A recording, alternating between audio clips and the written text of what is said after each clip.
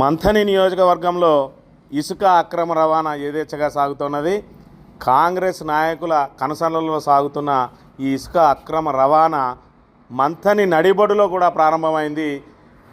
Degree కళాశాల పక్కనే డంపులుగా పోసి ఇక్కడ రాత్రి సమయంలో లారీల ద్వారా తరలిస్తున్న దృశ్యాలను మనం ఇక్కడ చూడవచ్చు. ఈ ఇసుక డంపులు ఏవైతున్నాయో అవి ఇక్కడ కాంగ్రెస్ నాయకులు పూర్తిగా అక్రమ సంపాదనకు తెరలేపారు. ఇక్కడ అధికారులు చూసి చూడనట్టుగా వ్యవహరిస్తూ ఉన్నారు.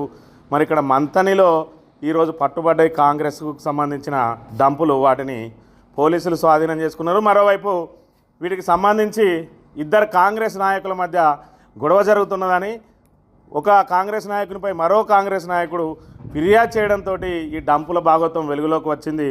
ఈ అక్రమ ఇసుకను పోలీసులు స్వాధీనం చేసుకొని రెవెన్యూ అధికారులకు అప్పగించినట్టుగా తెలుస్తున్నది. మరోవైపు కాంగ్రెస్ నాయకులే ఇటు అక్రమ రవాణా చేస్తూ ఉన్నారు. మరోవైపు ఎవరు ఫిర్యాదు చేసినా స్పందించని పోలీసులు మళ్ళీ కాంగ్రెస్ నాయకులు ఫిర్యాదు చేస్తేనే వాటిని పట్టుకుంటున్న పరిస్థితిని మనం గమనించవచ్చు. ఇది మంథనిలో యథేచ్ఛగా సాగుతున్న ఇసుక అక్రమ రవాణాకు సంబంధించిన భాగవతాన్ని మనం గమనించవచ్చు. ఇక్కడ మంథని నడిబొడ్డుతో పాటు అటు ఒడేడు నుంచి అటు అడవి సోమనపల్లి నుంచి ఇటు గుంజపడుగు నుంచి ఇటు రామగిరి మండలం నుంచి కూడా మన డంపులుగా పోసి లారీల్లో యథేచ్ఛగా ఇసుకను అక్రమంగా తరలిస్తున్న అధికారులు మాత్రం మొద్దునిద్రపోతున్న పరిస్థితిని మనం గమనించవచ్చు.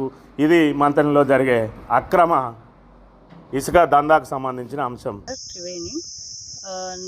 నిన్న నైట్ పోలీస్ వాళ్ళకి సమాచారం అందింది, ఇసుక అక్రమంగా ఇక్కడ నిల్వ చేయబడింది అంగుళూరు శివార్లో అని చెప్పేసి. ఇన్ఫర్మేషన్ ద్వారా పోలీస్ వాళ్ళు ఆధీనపరుచుకొని ఈరోజు మాకు ఆధీనపరచడం జరిగింది. ఈరోజు ఉదయం ఇంకా డంప్ చేసిన వివరాలు కానీ వ్యక్తుల వివరాలు కానీ ఇంకేం తెలియలేదు.